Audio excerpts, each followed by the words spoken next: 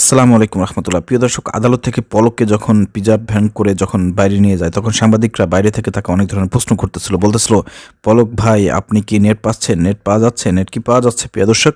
এছাড়া পলক ভাই আপনি কেমন আছেন, তখন পলক ভাই কি বলেছে প্রিয় দর্শক চলুন একটু শুনে আসি। ভালো আছেন আপনি? দোয়া করবেন ভাই। বোবা হয়ে আছি, বোবা। বোবা হয়ে আছে? আপনারা মুক্ত আছেন তো? ইনশাআল্লাহ আমরা আছি। বোবা। প্রিয় দর্শক, আপনারা এখানে শুনলেন পলক স্যার বলল যে আমি বোবা, মানে আমি চুপ বোবা হয়ে গিয়েছি, এবং আপনারা তো মুক্ত আছেন, তো আপনারা মুক্ত হয়ে গেছেন মানে আমরা বোবা। তার মানে বোঝাচ্ছে আওয়ামী লীগ যতদিন ক্ষমতায় ছিল ততদিন এই যে সংবাদ মাধ্যমকে, এই পত্রিকাকে তারা এতদিন বোবা করে রেখেছিল, তাদের গলা চিপে ধরে রেখেছিল। এই জন্য তারা মুখ ওপেন করে রেখেছিল, আওয়ামী লীগ মুখ ওপেন করে রেখেছিল এবং সংবাদ মাধ্যমকে তারা বোবা করে রেখেছিল। আর এখন তারা বোবা হয়ে গেছে, সংবাদ মাধ্যম তারা আজকে ওপেন হয়ে গেছে, তারা আজকে অনেক ভালো আছে, তারা আজকে ওপেন হয়ে গেছে। প্রিয় দর্শক, এটাই বোঝাতে চেয়েছে পলক। প্রিয় দর্শক,